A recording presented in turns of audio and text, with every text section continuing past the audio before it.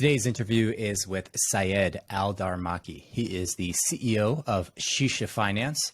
Sheesha Finance has raised roughly $10 million in funding, and they are a leading DeFi mutual fund that makes a diversified premium cryptocurrency portfolio accessible and rewarding. Saeed is based in Dubai. We talked about the impact that living in Dubai has on creating Sheesha Finance. We talked about what Sheesha is doing in the world more specifically, and the impact that global trade and finance is having in the Middle East and throughout the world, as well as his take on the trajectory of the economy.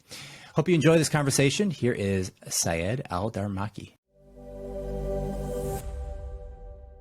Right, Saeed, I'm excited to chat with you. You are working on a few different projects. We were chatting pre-show, but you really focus on Sheesha Finance, which, as I understand, has raised about $10 million, building out DeFi tools and different aspects in DeFi.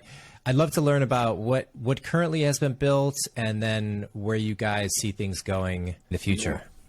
Yeah, sure. Thanks, Mike. So 2 years ago, I came up with the idea of a DeFi platform that is trying to disrupt the traditional VC, traditional incubator, and traditional accelerator model. And that's when I thought about Sheesha Finance, and I had a couple of friends who I brought along and kind of shared ideas and thoughts. And we launched the project 15 months ago. That was on Ethereum blockchain, Binance Smart Chain. Then at the beginning of this year, we launched on Polygon blockchain too. The business model is it's a pure kind of very early stage incubator and accelerator focused on blockchain and crypto startups across many different use cases, across many different blockchain networks. Over the last 15 months, we've added about 70 projects to our portfolio, and we have about 50 people working in the company now. And we've been talking to really like very innovative, amazing kind of people that have really interesting ideas, that have good potential. And we've been very selective with the projects that we work with, and we come across so many different projects. And I think kind of seeing some good momentum and growth. And we've been doing well, even though the markets slowed down over the last 6 to 9 months. But I think it's just been a long-term kind of process that we've been following, and I'm excited about the near-term future and the long-term future as well. So raised the 10 million was for capital allocation. So investing in, is it only investing? Yeah. You guys aren't building anything. And then how do you sort of handle deal flow and identify the types of investments you're looking for?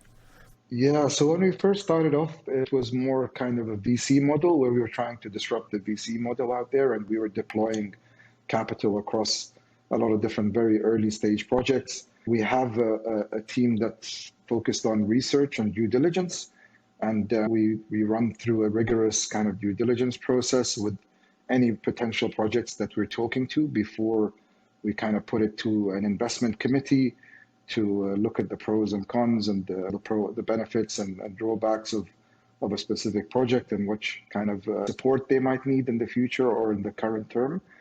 And we tend to be very selective with the projects that we go for. We do have at the moment about more than 200 strategic partners, whether those are kind of exchanges or launch pads or liquidity providers or market makers or marketing experts or whatever it is, BD, legal, compliance, token economy.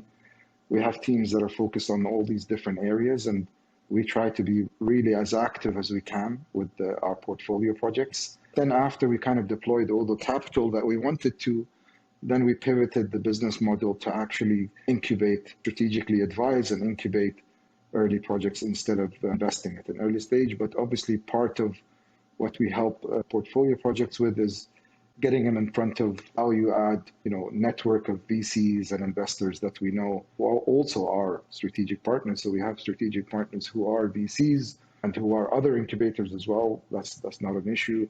I think there's so many projects out there that I don't think there's enough incubators or accelerators or people that would support those projects to a really high level.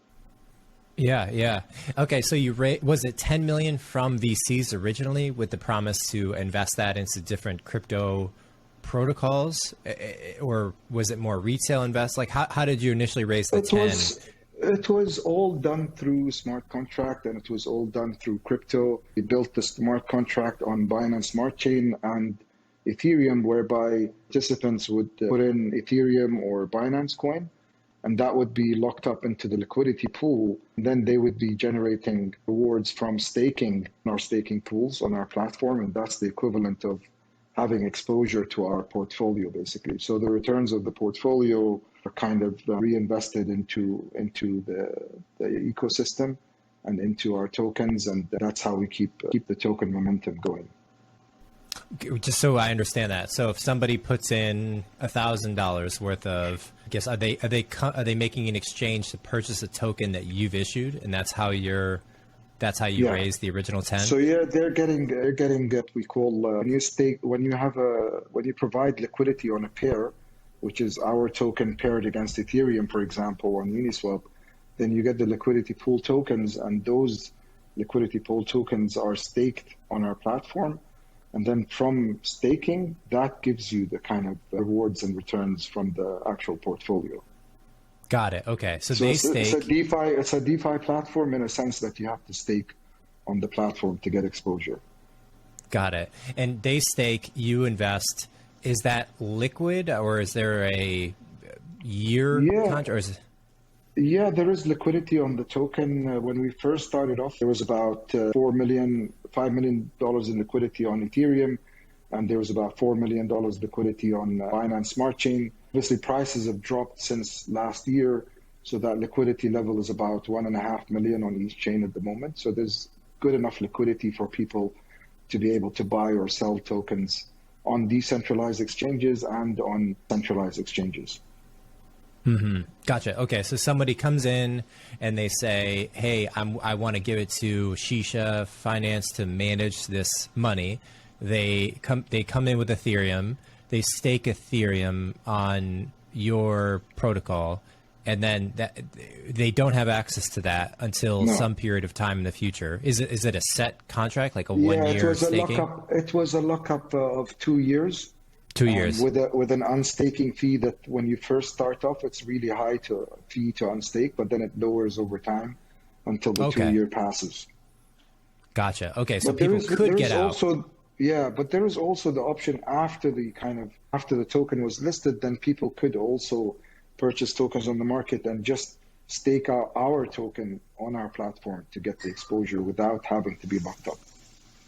And why have your own token as opposed to just accept deposits via Ethereum and then turn around and make the investments you wanted to make? Yeah, I think initially it was to be able to because if you stake the token on our platform, then that would, through smart contract, that would work out what kind of yield and returns you expected based on the portfolio returns. So that's the reason why we wanted to have a smart contract and a staking and a DeFi platform. Then we kind of pivoted, because what we were doing is we were actually distributing the tokens of the portfolio projects to people's wallets, to people that were staking. But now we've pivoted to kind of distributing just Sheesha tokens as rewards, and more focusing on the utility of the token and also the governance aspect of the token. So we wanted a utility token so that people could stake the token or use it to participate in governance of the platform. And then there are other utilities that we're going to add as we go along, like a launch pad and other utilities like around the lottery and so on. So that's why we wanted to have a utility token attached.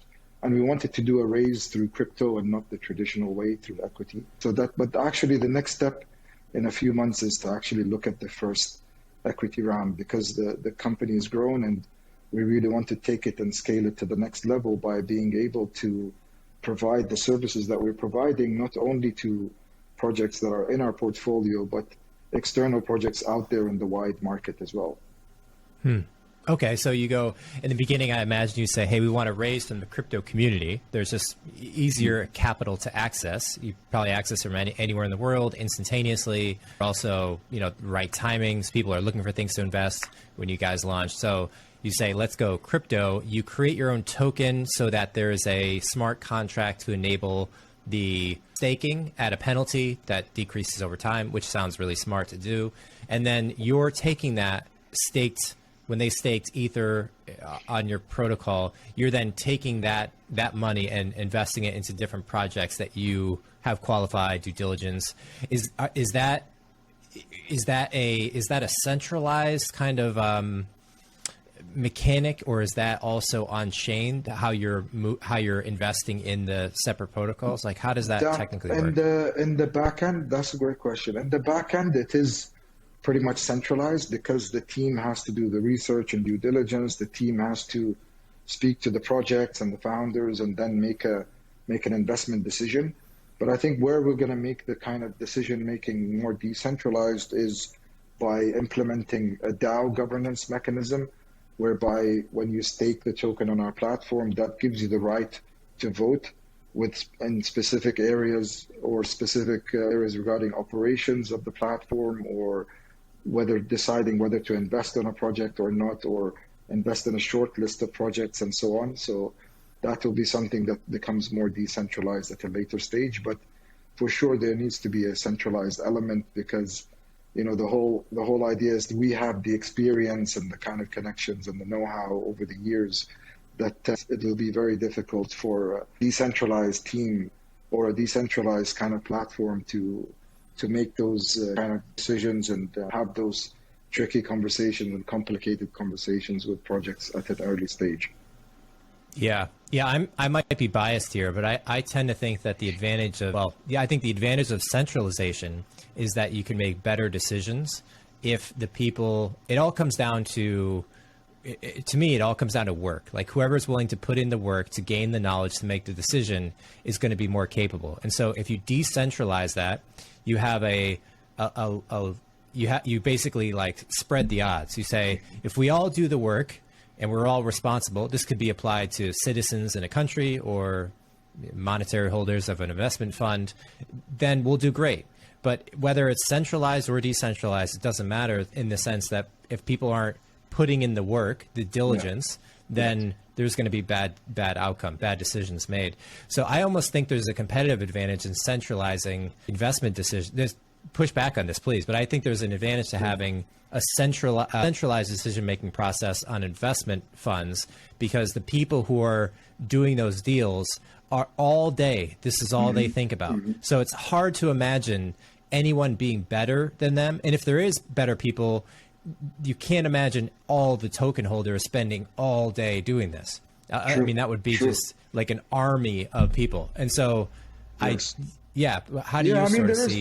There is disadvantages and there is advantages for sure. I think like with a DAO, for example, or a governance model, you know, the advantages is that you're actually involving everybody that's in the community with a decision. Disadvantages might be that, yes, you know, those people in the community might not have the kind of level of experience and expertise that's needed to make an informed judgment on a project, right? So, and then maybe also there's an element of, you know, you have to wait for a specific period of time for people to make up their mind and so on. So there are some frictions there, and there are some kind of things to keep in mind. We're open to a DAO model. We want to give the opportunity for people to express their opinions and thoughts.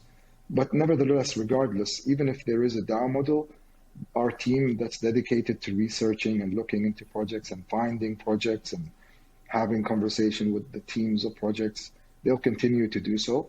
And they'll continue to kind of provide as much information as possible for people that want to vote, so that they can have a better informed idea of what the project is and all the, you know, positive and negative things that we found in the project, and they can make an assessment as well. And how do you sort of articulate the advantage of having this sort of decentralized decision-making process for investments? How is this a better mechanism than if individuals were to just invest on their own? So I tend to think DAOs the projects that I talk to, they tend to have some thing they're trying to create, like some piece of software to solve some real world problem. And then the DAO is set up to decide product features and implementation strategy, that kind of thing. But when it sounds like what you're creating is that this is an investment fund, and we're decentralizing the decision or the governance on where to allocate money. But why would that be better than if individuals just invested in these projects individually? I think there's a saying around the wisdom of the crowd. I think if there is, I think if you look at some case studies, the actual, when you got a large number of people making a vote on let's say the number of things in a jar, the number of cookies in a jar, for example, if you put it out there for many people to vote on, I think you'll find that the actual median or average of those comes down to really very close to the actual amount. But if you do it on your own, you might be very far off. But when you average out the crowd, then it comes to a point which is really close to the most optimal, kind of answer. So I think in that sense, it's kind of, maybe there's people out there see something that we might have missed, right? Or they ask a question that's very relevant that we haven't asked. So I think it's good to kind of look into the kind of thoughts and the pattern of voting from a bigger community. Yeah. Maybe the ideal strategy is sort of what you're implementing, which is the combination. If you could have a centralized diligence process where all people think about on this diligence process is like the investigatory process of the project, and then excavating or taking out the relevant details, sharing those with the community, and then you have the decentralized way in. So it's like both kind of operating together. Yeah. That sounds super interesting. So remind me, how many deals have you done, and where are you going in the future? You spent the 10 million invested into projects. Are there any projects that stand out to you as having done exceptionally well, or things you're exceptionally excited about? Yeah, so to date, we've signed agreements, either investment or incubation or advisory agreements with 70 projects. We're still talking to a lot of projects in the pipeline as well. And, it's still a developing kind of framework that we're putting up here and making decisions on these things. But we want to be much more selective going forward. So, we have a really good portfolio now that we feel confident will do well in the long term. On the question of any exciting projects or projects that have done well, there's a few that I can mention. One of them is Third State Machine, which is a kind of a AI NFT kind of project. That's done really well for us. Splinterlands is a gaming play-to-earn kind of a card game on blockchain. That's done really well, and I've actually myself played that game for a few weeks, and it's a really good game, and I think the token has done really well. And then you have Luna Crush, which is a kind of a social platform for all the different cryptocurrencies out there, and that's done well for us. And there are a few projects that are coming up or we've incubated that obviously need some time before they get to market, but they're looking very exciting too. And it's just amazing to see the level of innovation and all the ideas out there. And I'm so happy that we can capture at least some of those and support them. Super interesting. Feel free to add another splinter off this or tangent, but I'm curious the ecosystem and general attitude, sentiment of the government in Dubai, where you guys are based, where you live, and where I think of as kind of this little utopia / hyper advanced city. Is crypto fully supported, partially supported? Is it ambiguous how the government views crypto? Then how do you sort of see the traditional finance integration into all this? I know it's something that you want to chat about. Great question. Yeah, I think in terms of the government's been very supportive of blockchain technology and cryptocurrencies.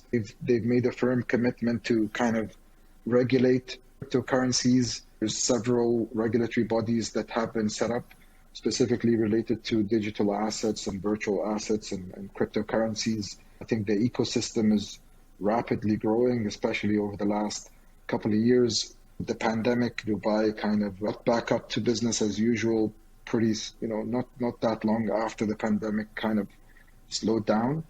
And just the travel hub in general as well. So a lot of people coming in and out of Dubai, and there's so many different cultures here. And yes, it's very modern, and all the latest kind of facilities are here. And entertainment-wise, there's a lot of really, really good international restaurants here, and bars and clubs and so on. And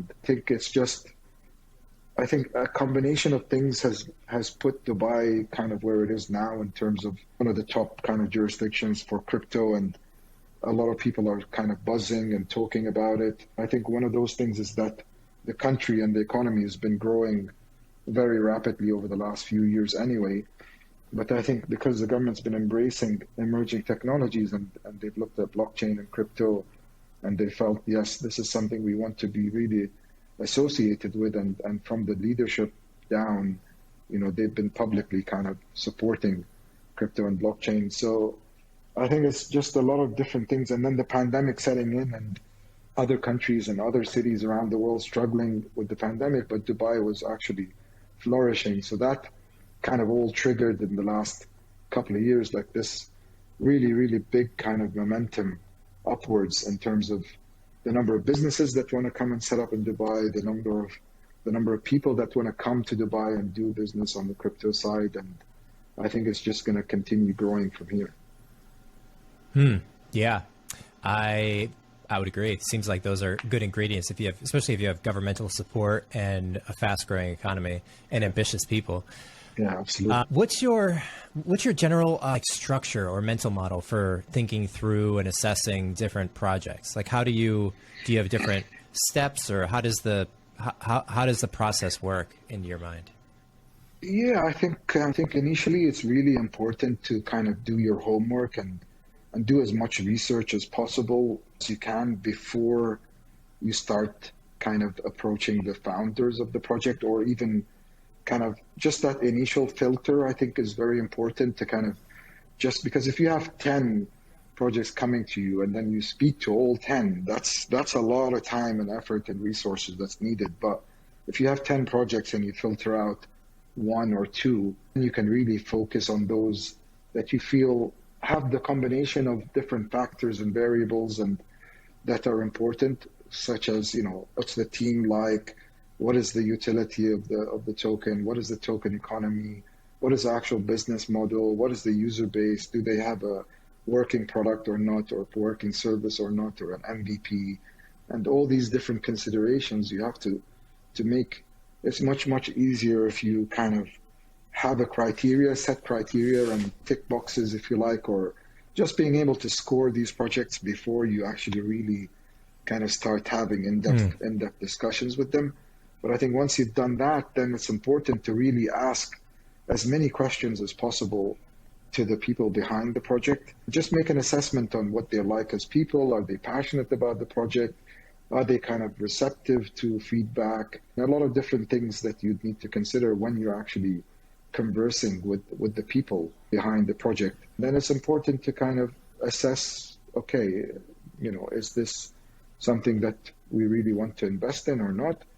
And then, of course, it's important to also assess, okay, what is the size of the investment, and what's the terms, and what's the vesting period and lockup on the investment before you make a final decision. So I think it's important to go through the steps that are required before you get to that final decision. It's always important to include as many people as possible in as many different areas that you're going to support these projects with, whether it's marketing or BD or tech as well, or legal and so on, and make sure that the respective teams give their opinions and ask the right questions from the projects.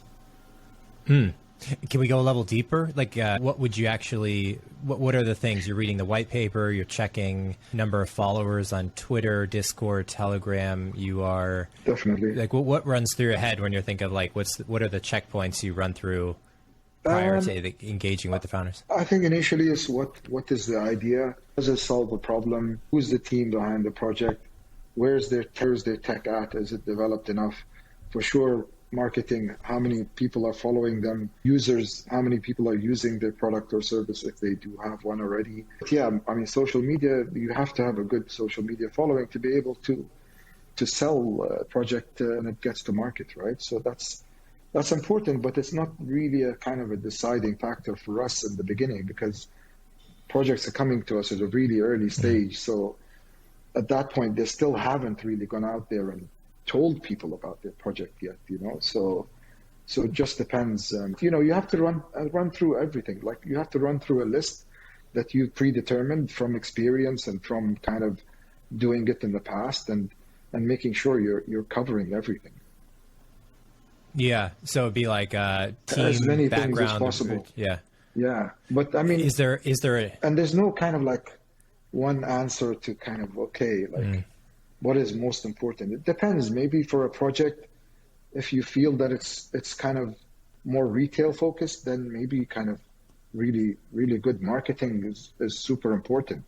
But if it's a project which has a product or service, maybe more for kind of enterprises or big businesses or so on, then maybe the social media or kind of followers or user base isn't as important, right? Or so there's different factors, different things to consider. But I think if you look at every single angle and kind of make a judgment based on that, then you're good. Are there any lessons that have stood out to you as things that you've learned either about human psychology? I'm picturing, how many people have fallen for I hate to call it like a Ponzi scheme, but it's like this concept of we're creating this thing and put money in and we pay you more money out. Like Celsius, these are projects so large that billions of dollars, worldwide reputable investors have put in money to these projects, and yet they collapse to zero recent, months. Are there things that, not necessarily on Celsius, but are there examples of either mental models, whether it's like play to earn, just conceptually is a circular feedback, or invest to make more? Like, are there things that I'm always interested in the things that become popular that are later proven to be untrue by the reality of the outcomes. And I wonder if there are those at today, looking back, that you said, yeah, this is actually something I've changed my opinion on. Then if there are things possibly going forward. Sure, yeah. I mean, you touched on the kind of play to earn model. When the play to earn model first came out in the market, it was like really hyped up and a lot of people were excited about it. And any token that had a play to earn model was like really going through the roof. But then when people started really going into the granular details of the token economy, these kind of platforms and these play to earn platforms, then obviously they found flaws in them, because usually after a period of hype and excitement, then it's a period of, people actually look at the details and they look at the tech behind the project or whatever it is that, that's really important, and the fundamentals. And that's what needs to be strong after a long period of time, and proves that, it's actually, it has a utility or whatever it is. Like, for example, NFTs, if they're just based on, art or whatever, then it doesn't have a clear utility. But if you add certain elements of utility to an NFT, then that becomes much more interesting and gives it a bit more value as well. But I mean, like there's things which in hindsight, it's really wonderful. Like, you can see a lot of things, but when you're actually experiencing something or going through something, then it's really difficult to kind of, say to yourself, hang on a minute, is this the right decision? Or taking a step out is also difficult when you're really like kind of in the zone of day in, day out grinding and so on. And you just have to kind of assess situations and also kind of look back and learn from past experiences. Yeah. So learning from past experiences, hindsight 2020, are there specific things that you feel that you had an opinion on that you've later changed your opinion? Like you mentioned play to earn. Did you feel like the concept of play to earn made sense and now you feel that it doesn't? Or are there other things initially you or kind of most people viewed as like, this makes sense, and then? Yeah, I think when play to earn first came out, yes, we were kind of like following the trend, because ultimately you also want to follow the trend. You want to see what people out there are excited about or what they really want to kind of see in the market. But, like with the play to earn now, like the past few months, we did figure out actually, yes, it's losing legs and there are flaws with a lot of projects that are using the play to earn model, and we're being much more kind of selective with the play to earn projects that are coming to us and asking the difficult questions that haven't been asked in the past. And what about the other side of it? Are there projects, or not necessarily projects, but themes and overall areas you think are high potential to improve the way human beings live, broadly speaking? Are there like general themes you think were set up to invest in? In the metaverse use case of blockchain, I think right now, yes, a lot of people recognize that it has a lot of potential, and the specific use case of metaverse is important for the future, in the sense that everybody's interacting with games or platforms or whatever it is in a digital space anyway. But then the virtual world and virtual reality and augmented reality now plays a part in the metaverse use case. But then again, the tech behind a lot of metaverse projects is nowhere near ready yet to actually like engage and be used by a big amount of people out there. I think the quality of metaverse tech and projects out there is still nowhere near where it should be for the actual metaverse industry to grow to where people are saying it's going to grow to, whether it's hundreds of billions or trillions of dollars or whatever it is. But I think a lot of people tend to forget that this is like, it's still really too early. It kind of reminds me of, the utility or the use case of having security tokens and the hype, like in the last bull cycle when the security tokens hype came out. But then at the time it was like, I also knew that it's not really going to reach its potential for at least another few years. So in those cases, you see that, whether something has long-term potential or not, and whether it's achieved it or not. But with play to earn, it wasn't like it was around games that already existed, and then attaching a token to it, and the technology and the games were at a level where they were very interesting for a lot of gaming communities. But with Metaverse, that there's a lot of work that still needs to be done. Yeah. Just quickly on play to earn, where are we now in the assessment of this general ambition? Is it like people are still very excited about the potential future upside? Is it kind of mixed opinions, or is it like, hey, this was a swing and a miss? I think people have seen that there's been issues around, especially the play to earn projects, which haven't really looked very closely into the tokenomics and the token economy. They've used the wrong model for it. So I think, with future play to earn projects, they really need to drill down into the token economy and make sure of the utility of the token before they kind of issue a token around a play to earn model. Yeah. Yeah, it doesn't check out to me. It doesn't seem to make a lot of sense why, like, the whole idea of playing and earning seem naturally like vehemently opposed. Where it's like, if I'm doing something for money, that's not play. So it always kind of felt like a strange juxtaposition to me. But I think the people that really are so glad and happy that the play to earn kind of projects really came out there are the people who were, if they weren't playing games and earning from them, they wouldn't be making maybe 10% of what they would be making on the play to earn model, right? They'd be much poorer than they are, or much worse off than they are right now. So I think it's helped out a lot of people, especially in the pandemic times too. Mm-hmm. And that the money that they're earning is ultimately coming from other investors who are putting money into a token.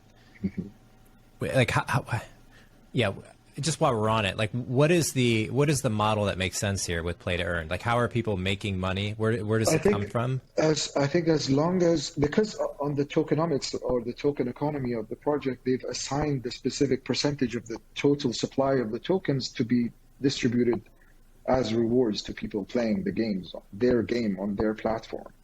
Right, so there is kind of an allocation for tokens for people to receive as rewards, but then what's most important is that actually those tokens are kind of not losing a lot of value over time, and because if you're giving them for free to people as rewards, then people are most likely going to sell those tokens, which adds sell pressure. So you need to make sure you have utility so that on on the demand side or on the buy side, buy pressure is there also for people to want the token too, not just people to sell the token or receive it and sell it.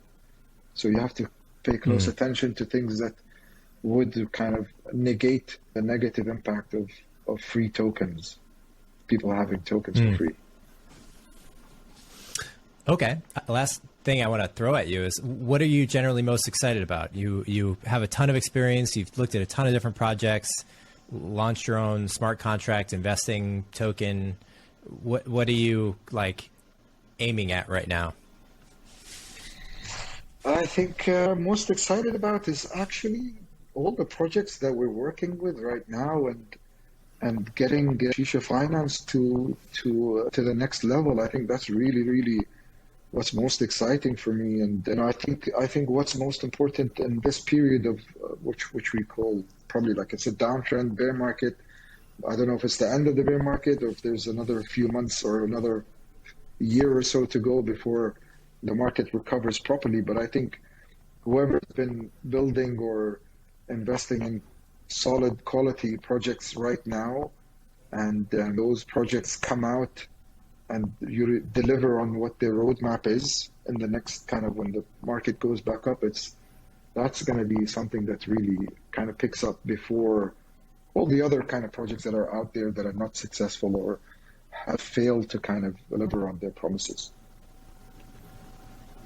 And do you have a particular stance on monetary competition? You know, Bitcoin certainly being the biggest, I would say, threat or alternative to monetary supply. USD has been the global currency since World War II. That seems to be in question as the US kind of abuses that power by printing trillions of dollars, in my opinion, more than they should be. Bitcoin has been kind of flat for a little while now. Do you see this as like, what's your mental model on the like currency supply moving to crypto? A couple of countries have acknowledged crypto, El Salvador most famously. Yeah, I think when it comes to the monetary system, the actual monetary system itself, not like the global reserve currencies or fiat currencies or what have you, because there's always going to be a global reserve currency, and there always has been a period of like around 100 years where there's been a specific country or economy or the currency of that country has been dominant and taken power, and that's why that currency that's attached to that country is the global reserve currency, because the economy is the biggest and so on. But I think the actual monetary system, which is money as we know it, printing of money, central banks, interest rate, and so on, that actual system is flawed to me. So, whatever the global reserve currency is, that system is flawed. There's going to be, governments and central banks out. There's a lot of governments out there that are in a hell of a lot of debt, and that national debt is only rising over time, and it's just a vicious cycle which is not going to end well. So I think Bitcoin is just an alternative for people to kind of have an asset or have their wealth in something that is not attached to the monetary system and is not going to be kind of devalued with inflation that we're seeing now and so on and so forth. So I think Bitcoin has the potential to be a new kind of form of money, a new kind of system of money out there. And the current monetary system, I think, is just it's on its last legs, I think. So it's important to have something as an alternative, which El Salvador has used recently, right? They've adopted Bitcoin as their national currency because their own local currency is so devalued, and a lot of countries are struggling with the hyperinflation of their own currency devaluing so much. Yeah. Do you see these countries start to take on the same role that El Salvador did, where they say this is our national currency, and then you start to see Bitcoin being more adopted as global reserve currency? Is that kind of the trajectory you think makes most sense? I think, over the next few years, you will see countries kind of that have failing traditional currencies adopt Bitcoin as their own currency. It will be not a huge amount of countries, I don't think. But I don't think that's going to be the kind of, I don't think that's going to be the reason of mass adoption. I think mass adoption comes when it really overtakes the existing monetary system, and when you see the ramifications of the monetary system failing, then that's when more and more people are going to start to go towards it. It doesn't have to be countries that adopt Bitcoin. It can be individuals, and that number of people that use Bitcoin or crypto is going to increase over time. Yeah. I mean, China certainly plays a role in this picture. Do you see a scenario more likely that China tries to displace the U.S. as the central fiat-based reserve currency? Can two exist simultaneously? Like, can there be a U.S.-backed or Chinese-backed reserve currency, maybe even digitally issued, CBDC style? Like, do these two worlds, can they exist at the same time, where like Bitcoin is a massively adopted reserve currency as well as a Chinese or US? I think, I think initially China is at some point in the future, in the near future or the medium-term future, I think China will, as an economy, overtake the US economy. I think they're getting to that point. The level of growth that you're seeing in the Chinese GDP compared to US and other countries, China is definitely really growing much, much faster. And at some point it will become the dominant economy. And then when it becomes the dominant economy, then the Chinese currency will be the global reserve currency. There can't be more than one global reserve currency that everybody agrees that, yes, this is like the US dollar is the global reserve currency. Everybody recognizes that. But at some point it will come where China will have the reserve currency. It's just a matter of time, not of if, it's a matter of when. And then Bitcoin will slowly over time, and I think much, much longer term, will start having people, use it rather than traditional currencies, and people will resort to, a digital wallet and cryptocurrency in the digital wallet, then rather than relying on banks at some point. Yeah. Sounds reasonable to me. Yeah, I agree. Saeed, I love your perspective, having invested in so many different projects, living in Dubai, raising money on the smart contract. Do you want to throw out if you're on Twitter, writing on Medium, anything personally? We'll have all the links for Sheesha Finance in the show notes. Sure, yeah. SheeshaFinance.io is our website. You can find everything and anything you need about us there. I'm known as @Metaverse Sheikh on Twitter. It's a bit long, but if you can spell it, you can find it. I think please see what we're doing. Please follow us. And thank you, Mike, for having me on the show, and really interesting conversations we've had. And look forward to seeing you in Dubai one day as well. Yes. Yeah. Thanks so much, Saeed. This was a lot of fun. Cheers. Thank you so much. See you, man.